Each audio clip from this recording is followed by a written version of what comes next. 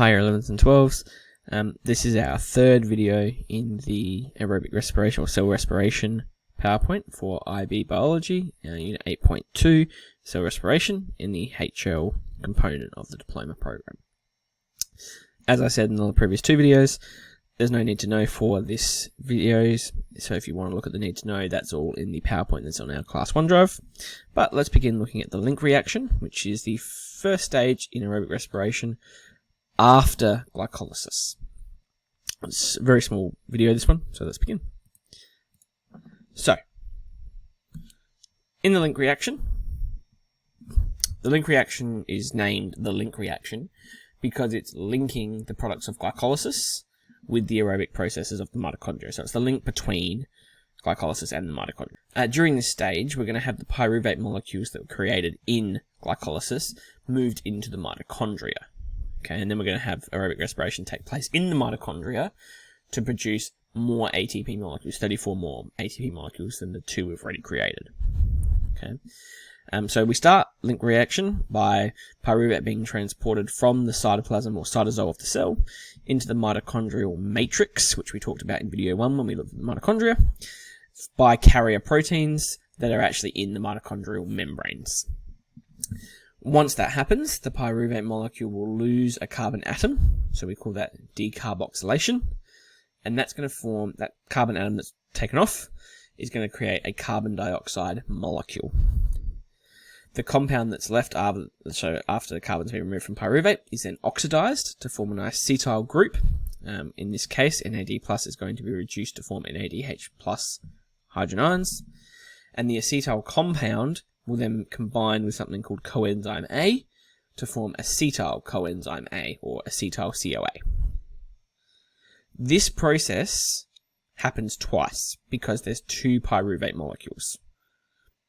Okay, so for every molecule of glucose we've begun with, the link reaction happens twice.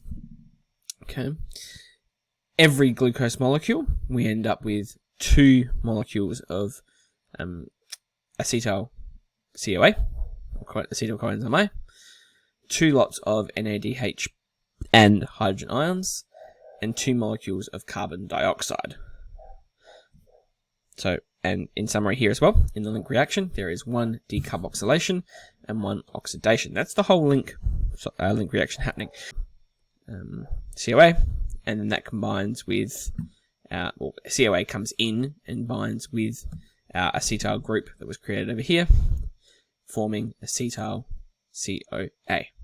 So one single pyruvate molecule creates one carbon dioxide molecule and one of NADH plus H, whereas the two pyruvate molecules from one glucose molecule will create two lots of carbon dioxide, two lots of NADH, and two lots of H+. So looking at the link reaction in our video, in our picture format, we have our pyruvate molecule in the cytoplasm. Now that moves, or cytosol, sorry.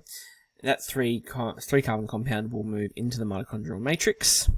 When it does that, it loses a carbon atom, comes off, or carbon molecule comes off, and that carbon molecule will then form carbon dioxide, which we see as the CO2 coming off.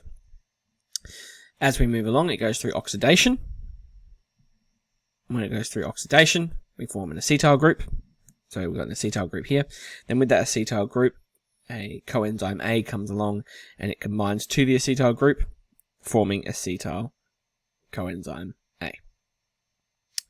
You can see this is for one molecule of pyruvate. So for every single molecule of pyruvate, we create one carbon dioxide molecule, and we also create, you can also see that we're creating one molecule of NADH and one molecule of H+. Now, in the long line of this happens twice because every hexose sugar, or glucose, is broken down to form two molecules of pyruvate. So we're going through the link reaction twice for every molecule of sugar. So we're going through this twice, which means we'll end up with two lots of carbon dioxide, two lots of NADH, and two lots of hydrogen plus.